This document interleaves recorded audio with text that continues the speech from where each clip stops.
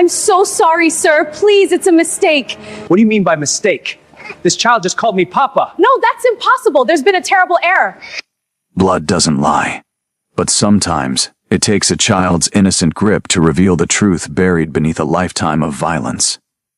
To understand how we got here, we have to go back to the moment it all started.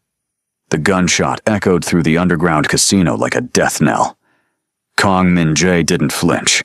He never did. The man crumpled at his feet had made the fatal mistake of skimming money from the sole operation, Min-jae's operation. The empire he'd built from blood and broken bones didn't tolerate thieves, didn't forgive weakness, and certainly didn't show mercy. "Clean this up," Min-jae said, his voice colder than the winter wind that howled outside the luxury establishment. He straightened his Armani suit, wiped an invisible speck of dust from his cuff, and walked past his trembling guards as if he'd just concluded a business meeting rather than executed a man. This was the life Kong Min-jae had chosen at 17 when he'd clawed his way out of the slums of Busan. Now, at 32, he ruled Seoul's underworld with an iron fist wrapped in expensive Italian leather. Politicians whispered his name in fear. Rival gangs avoided his territory. Even the police knew better than to dig too deeply into his affairs. But power, Min-jae had learned, was a lonely throne. The casino floor gleamed under crystal chandeliers, a facade of legitimacy masking the empire's rotten core.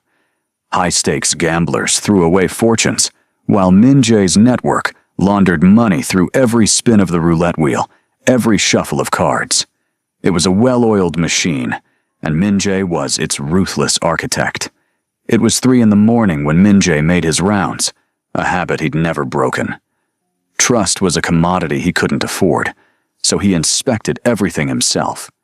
The security room, the counting house, the storage areas where more than just liquor was kept. That's when he heard it. A baby's cry. Min-jae stopped mid-step, his hand instinctively moving to the gun at his waist. His head of security, Junho, immediately tensed beside him. "Boss?" Junho asked, his hand already on his weapon. "Do you hear that?" Min-jae's dark eyes scanned the corridor, his jaw tight. The crying came, again, soft, muffled, coming from the direction of the service hallways where only staff were permitted. "Impossible," Junho muttered. "No children are allowed in the building. Ever." "Then explain that sound," Min-jae said, his voice dangerously quiet. They moved swiftly through the corridor, Min-jae's expensive shoes making no sound on the polished floor. The crying grew louder, more desperate. It pulled at something in Min-jae's chest, an unfamiliar sensation he immediately tried to suppress. They rounded a corner, and that's when Min-jae saw her. A woman in a cleaner's uniform, her back to them, frantically trying to soothe a small child who couldn't have been more than 2 years old. The baby's cries filled the narrow hallway, and the woman was whispering urgently in English mixed with broken Korean. "Please, baby, please be quiet. Mama's here. Everything's okay." But the child wouldn't calm down.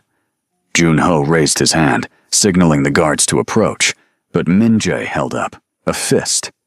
Wait. There was something about the woman's voice, something desperate and terrified that made Min-jae pause.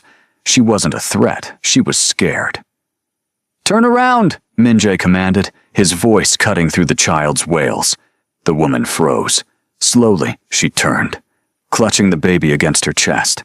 Her dark skin seemed to pale in the harsh fluorescent light, and her eyes, deep brown and wide with fear, met Min-jae's gaze for just a moment before dropping to the floor. "I'm sorry," she whispered. "I'm so sorry. I had no choice. The babysitter canceled and I couldn't miss work and I—" "Who are you?" Min-jae interrupted. "Aisha. I clean the 3rd floor. I've worked here for 6 months. Please, sir. I need this job. I'll never bring her again, I promise. Please don't." The baby suddenly stopped crying and turned to look at Min-jae. The child's face was tear-streaked, with light brown skin, soft curls, and the most striking gray eyes Min-jae had ever seen. eyes that seemed to look right through him. Then something impossible happened. The baby reached toward Min-jae with both tiny arms, making urgent grabbing motions and whimpering. Before anyone could react, the child squirmed out of Aisha's grip and ran. Toddled, really, straight to Min-jae, wrapping small arms around his leg and clinging with surprising strength. "No!" Aisha gasped, lunging forward. Junho's gun was out in an instant, along with 3 other guards who had appeared from nowhere, all weapons trained on the child and the woman. "Don't shoot!" Min-jae barked, his voice like thunder. Everyone froze. Min-jae looked down at the baby clinging to his leg. The child had stopped crying completely and was now looking up at him with those impossibly gray eyes, a small smile breaking through the tears. Tiny fingers gripped his expensive trousers, wrinkling the fabric. For the first time in 15 years, Kang Min-jae didn't know what to do. He'd killed men without hesitation. He'd negotiated multi-million-dollar deals with Yakuza bosses. He'd survived 3 assassination attempts and come out stronger each time. But this tiny human clinging to him like he was a lifeline, this unmade him. Slowly, against every instinct that told him to remain untouchable, Min-jae knelt down. The baby immediately released his leg and climbed into his arms, settling against his chest, as if it was the most natural thing in the world. The crying stopped completely. The child's breathing evened out. A small hand rested over Min-jae's heart. And for the first time since he was a child himself, Min-jae felt something like peace. "Boss?" Junho's voice was uncertain. Min-jae stood, the baby still nestled in his arms. Aisha was watching with an expression of pure terror, tears streaming down her face. "Everyone out," Min-jae said quietly. "But boss..." "Now." The guards hesitated for only a second before retreating. Junho gave Aisha one last warning look before disappearing around the corner. The hallway fell silent except for the baby's soft breathing. Min-jae looked at the woman. Aisha really looked at her. She was perhaps mid-20s, with hair pulled back in a tight bun, no makeup, wearing a uniform 2 sizes too large. Her hands were shaking. "How old?" Min-jae asked. "What?" "The child." "How old?" 18 months, Aisha whispered. Min-jae's mind was calculating. 18 months. A year and a half. He studied the baby's face, the gray eyes, the shape of the nose, the way the child had run to him without fear. "What's the child's name?" Aisha hesitated. Ji-yoon. Korean.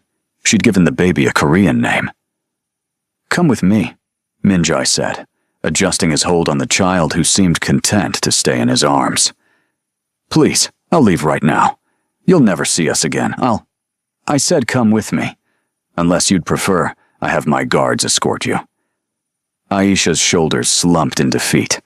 She followed Min-jae through the casino's private corridors, past his security team, who stared in undisguised shock at their boss carrying a baby. They reached his private office, a room few people ever entered, and fewer left alive if they'd displeased him. Min-jae sat down behind his desk, the baby still in his arms. Ji-yoon had fallen asleep, tiny fingers still clutching his shirt. He gestured for Aisha to sit in the chair across from him. "Talk," he said simply. Aisha's hands twisted in her lap. "I came to Korea 3 years ago. I was studying abroad and I fell in love with someone. Someone I shouldn't have. He was powerful, dangerous. When I got pregnant, his family tried to force me to get rid of the baby. They said a foreigner's child would ruin everything. So I ran." "You ran where?" "I went back to the States, had the baby there. But they found me. They said if I ever came back to Korea, if I ever tried to contact him, they'd take Ji-yoon from me. So I changed my name, got fake papers, and came back anyway. Because I had nothing left in America. No family. No money. At least here I could work." Min-jae's jaw tightened. Who was the father? Aisha's eyes filled with fresh tears. "It doesn't matter. He thinks we're dead. His family made sure of that." "Show me the baby's back," Min-jae said suddenly. "What?" The baby's back. Show me. Now. With trembling hands, Aisha carefully lifted Ji-yoon's shirt. There, on the child's left shoulder blade, was a birthmark. 3 small dots arranged in a triangle, like a constellation. Min-jae's world tilted. He had the same birthmark in the exact same place. So had his father. And his grandfather. It ran in the Clung bloodline, passed down through generations. "Get out," Min-jae said, his voice barely controlled. "What?" "Get out of my office. Go back to work. Tell no one about this conversation. I'll send for you tomorrow." "But go!" Aisha practically ran from the room, but she stopped at the door. "The baby," she said softly. Min-jae looked down at the sleeping child in his arms. Should hand Ji-yoon over immediately. Should send them both away and forget this ever happened. But his arms wouldn't move. "I'll bring her to you," he said finally. "In a moment." When Aisha was gone, Min-jae sat alone with the sleeping child. He gently turned Ji-yoon over, lifted the shirt again, and stared at the birthmark that matched his own. The gray eyes, the instant connection, the way the baby had run to him as if she'd known him her entire life. With shaking hands, Min-jae pulled out his phone and called his private doctor, a man who handled sensitive matters and knew the price of discretion. "I need a DNA test," Min-jae said, "immediately. And if you breathe a word of this to anyone, I'll cut out your tongue." He carefully took a sample from the baby's mouth, then his own. When the doctor arrived 20 minutes later, Min-jae handed over the samples with explicit instructions. 24 hours, he said. Not a second longer. That night, Min-jae couldn't sleep. He stood, in his penthouse apartment overlooking Seoul, drinking whiskey and trying to remember. 3 years ago. Who had he been seeing? He'd kept his relationships casual, never staying with anyone long enough to develop attachments. Attachments were weaknesses, and he couldn't afford weakness. But there had been someone. A visiting student from America. Dark skin, bright laugh, fearless smile. She'd stumbled into his life at a gallery opening, not knowing who he was, treating him like a normal man instead of a monster. They'd had 3 months together before she'd disappeared. He'd searched for her, but then his informants told him she'd died in a car accident in California. He'd believed them. Why wouldn't he? Now he knew the truth. They'd lied. His own organization had lied to him. Someone had wanted her gone, wanted the baby gone, and they'd manipulated him into thinking them dead. The rage that filled Min-jae was cold and calculated. Someone would pay for this. But first, he needed proof. The 24 hours felt like 24 years. Min-jae moved through his daily operations like a ghost, his mind elsewhere. He executed a smuggling deal worth millions without really paying attention. He met with police commissioners and politicians, his usual charm and menace feeling hollow. When the doctor finally called, Min-jae was in a meeting with his lieutenants. He stood up mid-sentence and walked out, ignoring their confused looks. "Tell me," Min-jae said into the phone. "The match is 99.9%. The child is yours, Mr. Clung. There's no doubt." Min-jae ended the call. He stood in the empty hallway, his hand gripping the phone so hard the screen cracked. He had a daughter. An 18-month-old daughter who'd been hidden from him, whose mother had been terrorized into silence, who'd lived in fear while he'd built his empire on blood. He'd failed to protect his own child. The thought made him want to burn down everything he'd built. Instead, he made a call. "Bring Aisha to the penthouse, now, and make sure no one sees you." An hour later, Aisha stood in his living room, Ji-yoon on her hip, looking around at the luxury with wide eyes. Min-jae watched from across the room, his hands in his pockets, to keep from reaching for the child. "Sit," he said. Aisha sat on the edge of the leather sofa, holding Ji-yoon close. The baby was awake now. Those gray eyes, his eyes, looking around curiously. Min-jae pulled out his phone and showed her the DNA results. Aisha's face crumpled. "Oh God," she whispered. "You're him. You're the one I... She looked up at Minjae, recognition dawning. Your hair was different. You dressed differently then. I didn't realize. At the gallery, you said your name was Min. I never knew your full name. I never knew you were... A monster? Minjae finished coldly. I was going to say, powerful. Same thing. Ji-yoon squirmed in Aisha's arms, reaching again for Minjae. This time, Aisha let her go. The baby toddled across the room and raised her arms. Minjae picked her up, and Ji-yoon immediately settled against his chest, her small hand over his heart again. Why didn't you tell me you were pregnant? Minjae asked, his voice carefully controlled. I tried, Aisha said, tears streaming down her face. I went to your office building. Your security stopped me. When I said I needed to see you about something urgent, they took me to a back room. 3 men in suits told me you never wanted to see me again. They said if I was pregnant, I needed to take care of it. They offered me money. When I refused, they threatened me. They said they'd make sure I disappeared if I didn't leave Korea immediately. Did you get names? One of them. He said to call him Lee. Minjae's blood turned to ice. Lee Sung-min, his former right-hand man, the man who'd supposedly retired 2 years ago to the countryside. Keep talking, Minjae said quietly, but there was murder in his eyes. They followed me to the airport. I went to the States, had Ji-yoon there. I thought you knew. I thought you'd sent them. But then I started wondering. You'd been so different with me. Gentle. Real. So I came back to Korea 6 months ago with fake papers. Took a job where I thought I'd never run into you. I just wanted to be somewhere that felt close to where Ji-yoon was conceived, even if we could never be together. The car accident in California, you faked it. No, that was real. My cousin died in that accident. They must have mistaken her for me. When I heard about it, I used it as cover. Let everyone think I was dead. Minjae sat down, Ji-yoon still in his arms. The baby was playing with his tie now, completely content. He looked at this tiny person, his daughter, and felt something crack open in his chest. All the walls he'd built, all the coldness he'd cultivated. It meant nothing in the face of those gray eyes looking up at him with complete trust. Papa, Ji-yoon said suddenly, patting his chest. Minjae froze. Aisha gasped. She's never said that before, Aisha whispered. She doesn't talk much yet. Just Mama and a few other words. Papa, Ji-yoon said again, then smiled and buried her face in his neck. Minjae's arms tightened around her. In that moment, he made a decision. He would burn down his entire empire if that's what it took to keep this child safe. You and Ji-yoon are moving in here, Minjae said. Tonight. What? No, we can't. It's not a request.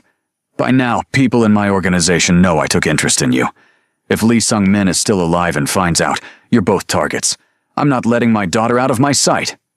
You don't want us, Aisha said bitterly. You want her. I'm just the inconvenience that comes with the package. Minjae met her eyes. You're the woman I loved 3 years ago. The woman I mourned. The woman who gave birth to my child alone because my own people betrayed me. You're not an inconvenience. You're under my protection. Now. Both of you. Before Aisha could respond, Minjae's phone rang. Junho. Boss, we have a problem. Someone leaked information about the baby. I don't know how, but Park's crew knows. They're moving on the casino. They want leverage. Park Tae-sung, Minjae's oldest rival. The snake who'd been trying to take over Seoul's south side for 5 years. Lock down the building, Minjae ordered. I'm bringing them somewhere safe. He ended the call and looked at Aisha. We need to leave. Now. What's happening? What always happens in my world? Violence. Minjae moved quickly, calling his most trusted guards, men who'd been with him since the beginning. Within minutes, they were in an armored SUV, racing through Seoul's empty streets toward a safe house in the mountains. Ji-yoon had fallen asleep again in her car seat, oblivious to the danger. Behind them, the city burned. Park's crew had attacked the casino with military-grade weapons. Min-jae's people fought back. The violence he'd spent years cultivating had finally come home to roost, and his daughter was caught in the crossfire. The safe house was a fortress, disguised as a mountain cabin. Min-jae carried Ji-yoon inside while Aisha followed, her eyes wide with shock. "Is this your life?" she asked. "Guns and violence and running." "Yes," Min-jae said simply, "but it doesn't have to be hers. Or yours." He laid Ji-yoon in a bed in the master bedroom, tucking a blanket around her sleeping form. She looked so peaceful, so innocent. Nothing like the world she'd been born into. "I'm getting out," Min-jae said suddenly. Aisha turned to him in shock. "What?" "Out of the organization. Out of the life. I'll dismantle everything I've built if that's what it takes. You can't just leave. They'll kill you. They'll try." Min-jae's smile was cold. "But I've been preparing for this day. I have contingencies, insurance, evidence that could put half of Seoul's elite in prison. I was waiting for the right moment to use it. And this is that moment? A baby made you want to change?" Min-jae looked down at his sleeping daughter. "Yes." Over the next 3 days, Min-jae orchestrated his exit from the underworld with the same ruthless efficiency he'd used to build his empire. He released evidence to prosecutors: corruption, murder, smuggling. But he was careful. He only targeted his enemies and those who'd betrayed him. Lee Sung-min was found dead in his countryside home, a single bullet between his eyes. The message was clear. No one touched Kang Min-jae's family and lived. Park Tae-sung's entire operation collapsed when Min-jae turned his own lieutenants against him. By the time the smoke cleared, Park was in police custody, and his territory was in chaos. But Min-jae paid a price, too. Half his assets were seized, his legitimate businesses were investigated. His name, which once commanded respect, now brought only legal scrutiny. He didn't care. He had what mattered. In the safe house, something unexpected happened. Min-jae learned to be a father. It started with simple things. Changing diapers, which he did with the same precision he'd used to plan operations. Warming bottles. Reading bedtime stories in Korean and broken English, while Ji-yoon giggled at his pronunciation. Aisha watched in amazement as the cold Mafia boss transformed. He was awkward at first, holding Ji-yoon like she might break, but the baby had no such reservations. She climbed all over him, pulled his hair, demanded to be picked up constantly. And Min-jae, the man who'd killed without hesitation, melted every time. "You're good at this," Aisha said one evening, watching Min-jae rock Ji-yoon to sleep after a nightmare. "I'm terrible at this," Min-jae corrected, "but I'm learning." "Why did you really do it? Destroy everything you built?" Min-jae looked down at the sleeping child in his arms. "Because when she ran to me in that hallway, when she held on to me like I was her whole world, I felt something I haven't felt since I was 10 years old. I felt loved, not feared, not respected. Loved. And I realized I'd been dead inside for 20 years. She brought me back to life." Tears filled Aisha's eyes. "I never stopped loving you, you know. Even when I thought you'd sent those men. Even when I hated you. I never stopped." Min-jae met her gaze across the room. "I never stopped either. I just didn't know you were alive to love." That night, after Ji-yoon was asleep in her crib, Min-jae and Aisha talked. Really talked. About the past. About the lies and the pain. About the future they might build together. "I don't expect forgiveness," Min-jae said. "I brought this danger to you. My world destroyed your peace. Our daughter needs both her parents," Aisha said softly. "And maybe I need you too." But peace was short-lived. On the 7th day, Junho arrived with devastating news. There was a traitor in Min-jae's inner circle. Someone had been feeding information to his enemies all along. Someone who knew about the safe house. "We need to move," Junho said. "Now." They had maybe an hour's head start. Min-jae acted fast. He sent Aisha and Ji-yoon with his most trusted guards to a boat waiting at the coast. He would follow after eliminating the threat. "I'm not leaving without you," Aisha protested. "You have to. For her." Min-jae kissed Ji-yoon's forehead, breathing in her baby scent. "Papa will come find you, I promise." As the SUV carrying his family disappeared down the mountain road, Min-jae turned to Jun-ho. "Who's the traitor?" "Kwon. He's been with us for 8 years. Park promised him your territory."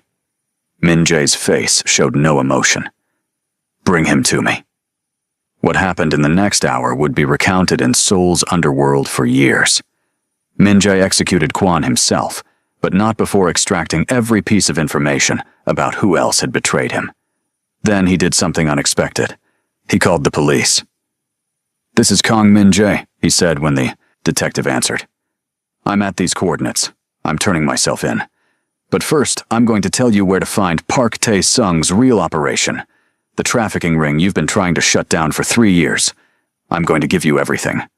"Why would you do that?" "Because I'm done. I'm out. And I want to make sure my family is safe. You get Park's operation, and you let my family leave Korea. Deal?" There was a pause. "Deal." Min-jae smiled grimly. He'd spent 15 years building an empire of fear. It was fitting that he'd destroy it from the inside. But Park wasn't going down without a fight. They hit the safe house with everything they had. 20 armed men, explosives, no mercy. Min-jae and his remaining guards held them off in a firefight that lit up the mountain. The police were coming, but they wouldn't arrive in time. Min-jae fought like a man with nothing to lose and everything to protect. He'd sent his daughter to safety. Now he just had to survive long enough to see her again. The explosion, when it came, was massive. Park's men had rigged the entire lower floor with C4. Min-jae saw it coming seconds too late. He dove through a window as the building erupted in flames behind him. He landed hard, rolled, and came up running. Behind him, the safe house burned like a funeral pyre. Park's men were dead. His guards were dead. And as far as the world would know, Kang Min-jae was dead too. Good. He disappeared into the forest with nothing but the clothes on his back and a burner phone in his pocket. It took him 3 days to reach Seoul, moving only at night, stealing food, looking like a homeless man instead of Korea's most feared crime boss. By the time he arrived, the news was everywhere. Kang Min-jae, the devil of Seoul, dead in a mountain explosion. Police had raided Park's operations, arrested 24 people, shut down the trafficking ring. It was over.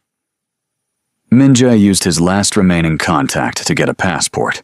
A real one this time, not fake. A new identity, a new life. 6 months later, in a small coastal town in New Zealand, Aisha pushed a stroller along the beach. Ji-yoon was bigger now, walking more steadily, chattering in a mix of Korean and English.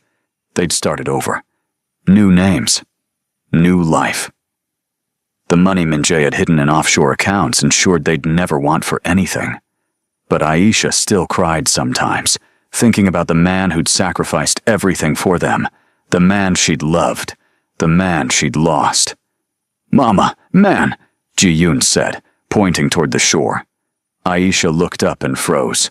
A man stood near the water, watching them. He was thinner than she remembered, his hair longer, a beard covering his face. But those eyes, those gray eyes she'd loved 3 years ago were unmistakable. Min-jae. Ji-yoon started running before Aisha could stop her. The toddler's arms were outstretched, her face lit with joy. "Papa! Papa!" Min-jae knelt in the sand as his daughter crashed into him, wrapping tiny arms around his neck. He buried his face in her hair, his shoulders shaking. Aisha ran to them, tears streaming down her face. "How?" she gasped. "They said you were dead." "I was," Min-jae said, looking up at her with tears in his eyes. "But she brought me back to life. You both did." He stood, holding Ji-yoon in one arm and pulling Aisha close with the other. "I'm not that man anymore. I have no power, no empire, no money beyond what I saved for you. I'm just a man who wants to be a father, a husband, if you'll have me." Aisha cupped his face in her hands. We'll have you. We never stopped waiting for you. They stood there on the beach, a family forged from violence and fear, now transformed by love and redemption. Ji-yoon babbled happily, playing with her father's beard. Min-jae laughed, actually laughed, and the sound was so foreign to him that it startled them both. What now? Aisha asked. Min-jae looked down at his daughter, then at the woman who'd given him everything worth having. Now we live. Really live. No more running. No more fear. Just us. Papa stay? Ji-yoon asked, her gray eyes, so like his own, filled with hope. Min-jae pressed a kiss to her forehead. Yes, baby. Papa stays. Forever. And for the first time in his life, Kang Min-jae made a promise he knew he could keep.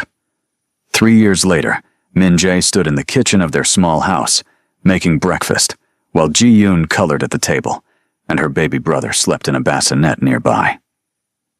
Aisha was at work. She'd become a teacher at the local school.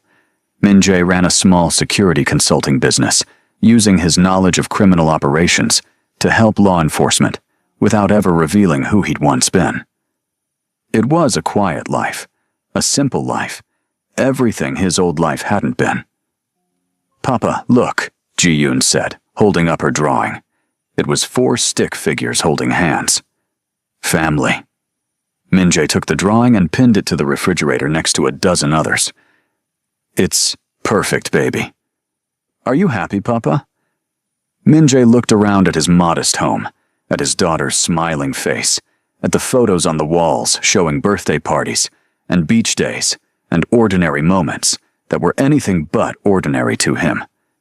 Yeah, baby, he said, picking her up and spinning her around until she giggled.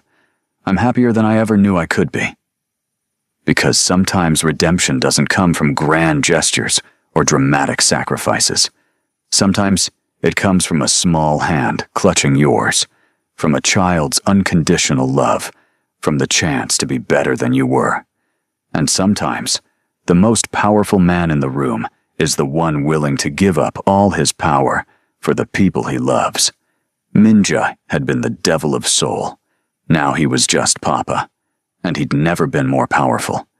If this story moved you, touched your heart, or made you believe in second chances, please hit that subscribe button. Share your thoughts in the comments. Have you ever had a moment that completely changed your life? And give this video a like to help others discover this story of redemption and love. Thank you for staying until the end. Until next time, remember, it's never too late to become who you were meant to be.